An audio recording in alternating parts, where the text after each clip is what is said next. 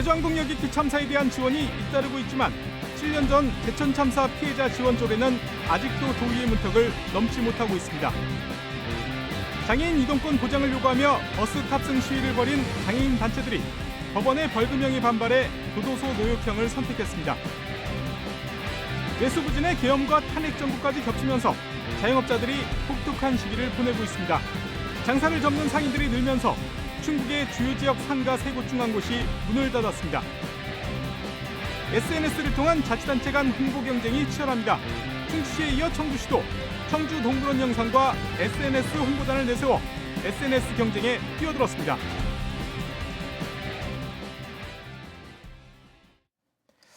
네, 시청자 여러분 안녕하십니까? 계속해서 MBC 뉴스투데이 충북입니다. 무안공항에서 발생한 제주항공 여객기 참사로 전국에서 추모와 또 지원 약속이 잇따르고 있습니다. 충북에도 피해자 지원 등을 요구하고 있는 7년 전 사건이 있죠. 바로 29명이 숨진 제천 화재 참사입니다. 지원 조례안은 발의됐지만 상임위에서 부결돼 자동 폐기될 처지에 있습니다. 정재영 기자가 보도합니다. 성탄절을 앞두고 제천 스포츠센터를 덮친 화마는 29명의 생명을 뺏고 40명에게 씻을 수 없는 상처를 남겼습니다. 지금은 추모 비만이 당시의 참상을 간직하고 있습니다. 유가족들이 충북도를 상대로 낸 손해배상 청구 소송은 인정되지 않았고 슬픔을 이기지 못한 유가족 3명과 후유증을 호소하던 부상자 1명이 고통 속에 세상을 떠났습니다. 딸 1분과 아들 2분이 엄마 너무 보고 싶다라고 하면서 엄마 곁으로 떠나갔습니다. 그렇게 7년이 흘렀고 유가족과 시민사회가 도움을 호소하기 위해 다시 모였습니다. 이제는 원망도 미움도 다 가슴에 품고 제자리를 찾고 싶다며 김영환 지사와 정치권이 약속한 지원책을 확정해달라는 겁니다. 어렵게 사는 유가족들도 물론 많이 있지만 이제 일상으로 돌아가고 싶은 거죠. 그게 뭐 단순하게 금품 지원을 떠나서 우리 유가족들이 이제 그만 일상으로 돌아갔으면 좋겠다. 앞서 김 지사는 충북도의회 동의를 얻어 유가족 몫의 소송 비용을 면제했고 위로금 지급 등의 지원 협약도 맺었습니다.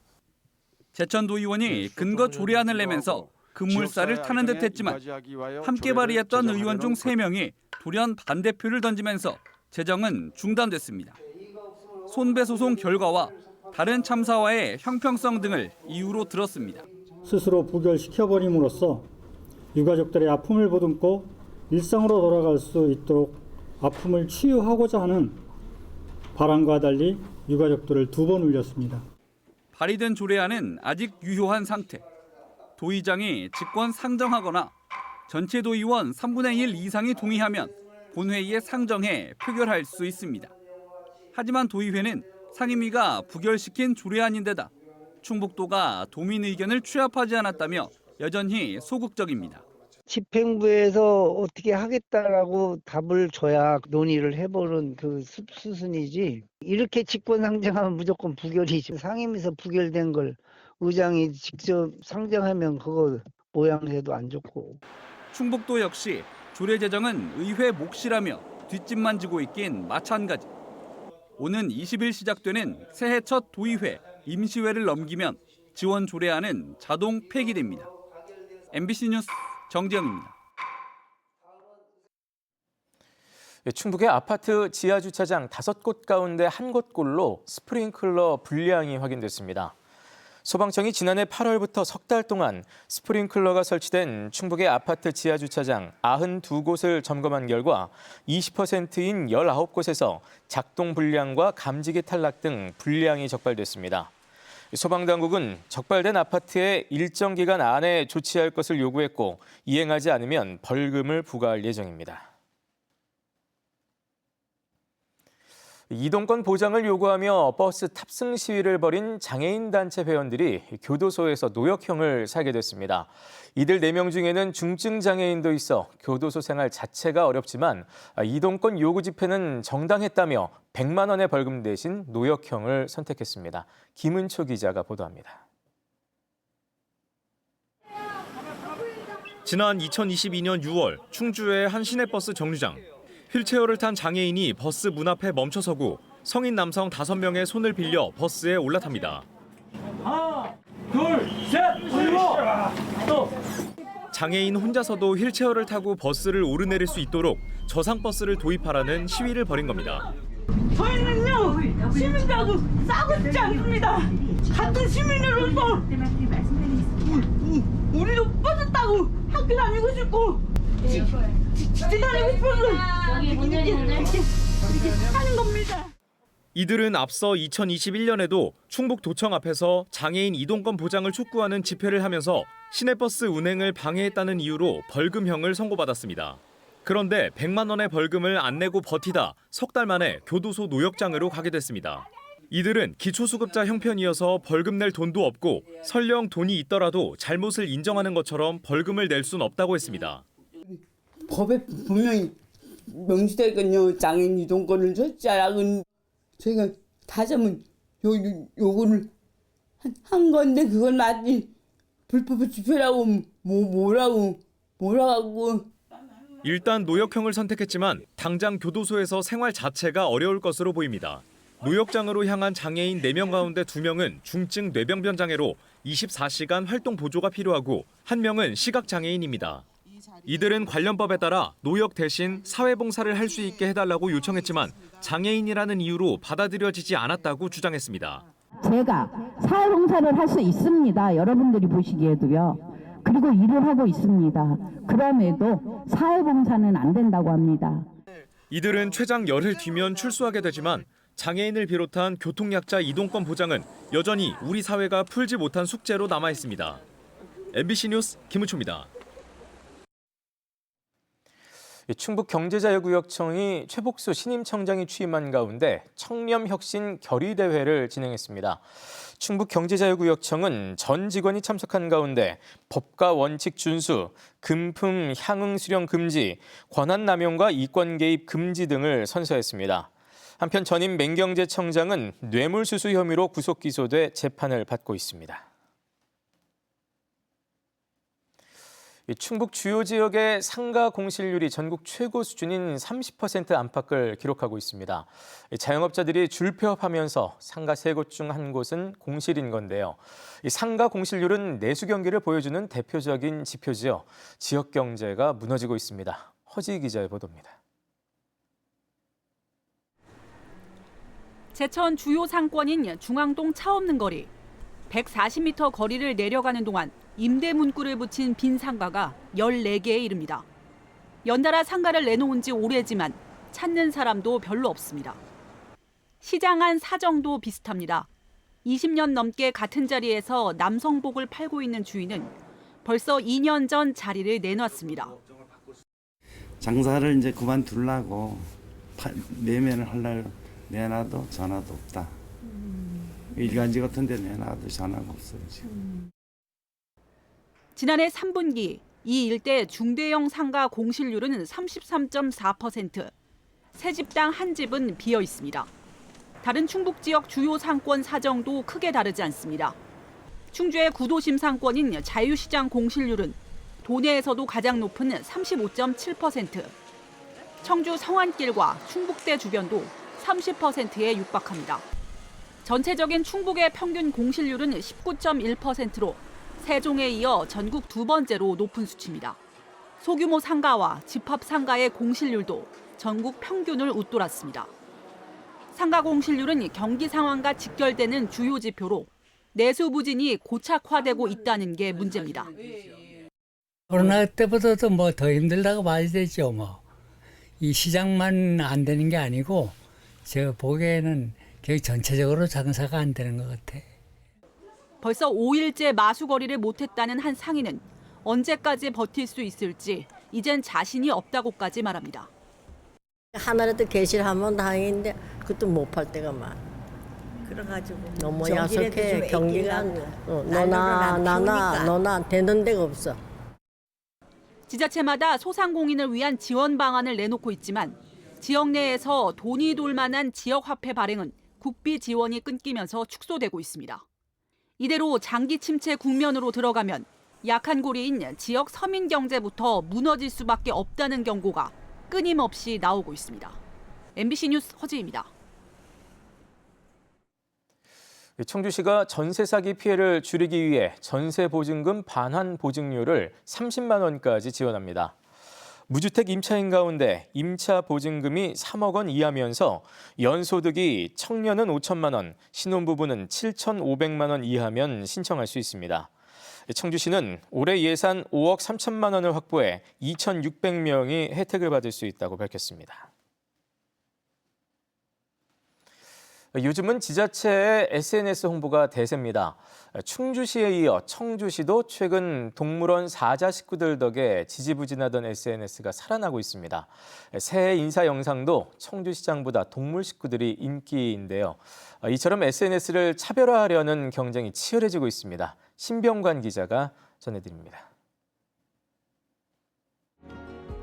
청주시 유튜버에 올라온 청주 동물원 식구들의 새해 인사 영상입니다. 많이 받으세요. 갈비사자로 알려진 바람이를 비롯해 동물들의 일상을 담아 청주시장의 공식 새해 인사 영상보다 20배가 넘는 조회수를 기록했습니다. 청주시 유튜브는 위기 동물이었던 바람이와 바람이 딸의 구출과 청주 동물원 정착을 다루며 구독자가 폭발적으로 늘었고 그 과정에서 청주시의 동물 복지를 알리는 데도 1등 공신 역할을 했습니다. 상당 부분 바람이가 청주시의 이미지도 높여주었고 청주란 곳이 이렇게 동물 복지로 유명한 곳이구나. 청주에 청주동물원이 있었네.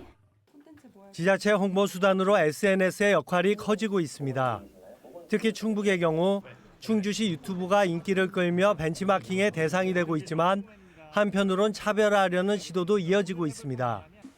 청주시는 청주동물원 영상의 성공으로 개인의 역량보다는 다양한 내용을 담는 기록형 콘텐츠를 구축하는 쪽으로 방향을 잡았습니다.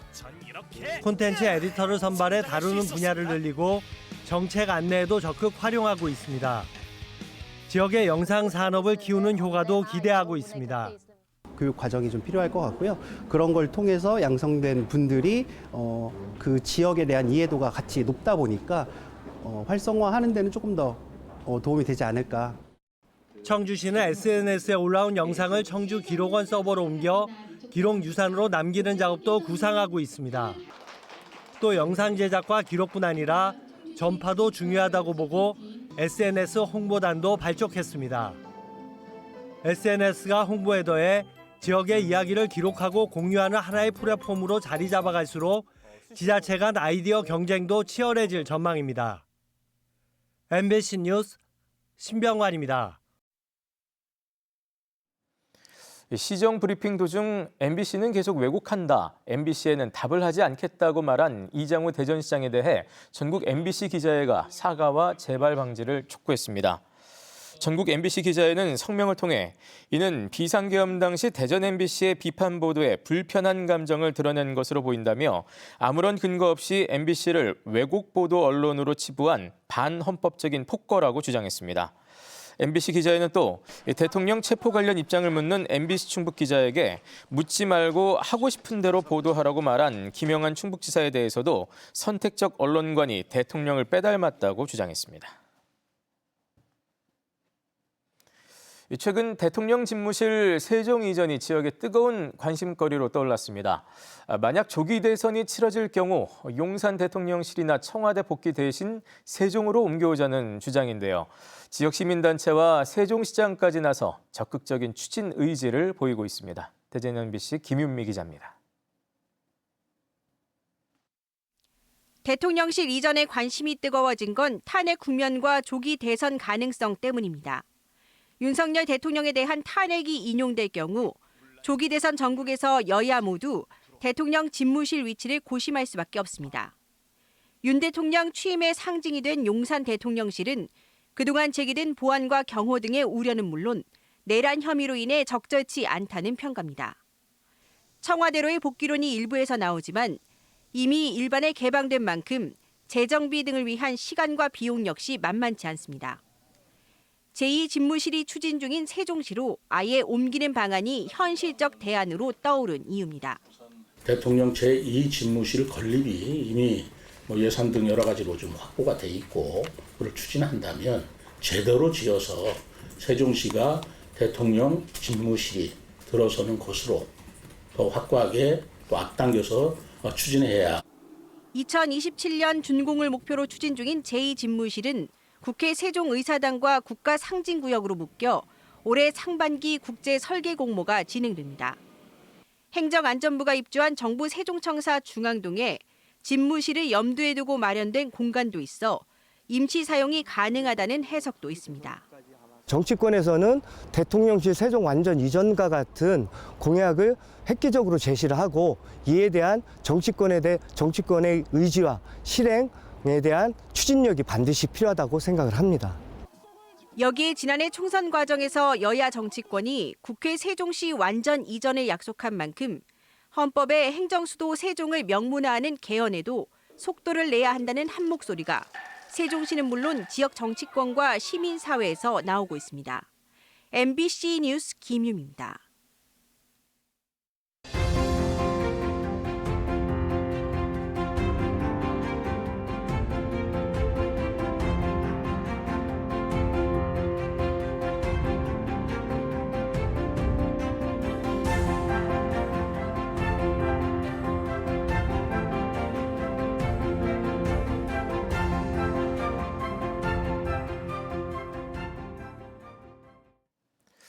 충북 지역 하천 대부분이 1등급 수질을 유지하는 것으로 나타났습니다. 충청북도 보건환경연구원이 도내 170개 하천 217개 지점에서 수질을 조사한 결과 생물화학적 산소 요구량 평균 농도가 하천 생활환경 기준 1등급을 기록했습니다. 지점별로 보면 1등급이 91.2%로 대부분이었고 4등급 이상은 1.4%에 그쳤습니다. 특히 영동군 하천 평균 수질이 가장 좋았고 보은과 괴산, 단양이 평균보다 좋았습니다. 단양군이 한국관광공사가 운행하는 대한민국 구석구석 인기 검색 지역 2위에 올랐습니다. 지난해 단양군은 부산시에 이어 두 번째 검색량을 기록했고 대표적 관광지인 제주도보다도 앞섰습니다. 또 단양군은 디지털 관광주민증 발급률에서도 2년 연속 1위를 차지했습니다. 가장 많이 방문한 디지털 관광주민증 혜택지는 다누리 아쿠아리움과 만천하 스카이워크, 고수동굴 순이었습니다. 청주 상단산성 진입도로의 일부가 확장 준공됐습니다. 청주시는 54억여 원을 들여 산성교차로에서 남문주차장 입구까지 0.74km를 최대 폭 18m로 넓혀 개통했습니다. 또 남문주차장에서 산성마을 입구까지 0.35km는 내년 하반기까지 확장될 예정입니다. 상단산성 진입로는 휴일에 방문객 차량이 몰려 극심한 혼잡과 사고 위험이 잇따랐습니다. 제천 의림지 알몸 마라톤 대회가 오는 12일 제천 의림지와 사만의 초록길 일원에서 열립니다. 올해로 17번째를 맞은 대회는 추위로 유명한 제천에서 알몸으로 달리는 이색 겨울 스포츠로 전국 마라톤 동호인들에게 인기를 끌고 있습니다. 해마다 1000여 명이 참가하는 대회는 나이와 성별 제한 없이 누구나 참여할 수 있으며 왕복 7km를 달리게 됩니다. 충주시와 한국태권협회가 어린이 태권단을 모집합니다. 어린이 태권단은 충주를 대표하는 무예단으로 정기훈련을 통해 태권을 배우는 한편 시범 공연을 선보이는 등 아동 홍보대사로 활동하게 됩니다. 초등학교 3학년부터 중학교 2학년까지가 선발 대상입니다. 네, 뉴스를 마칩니다. 고맙습니다.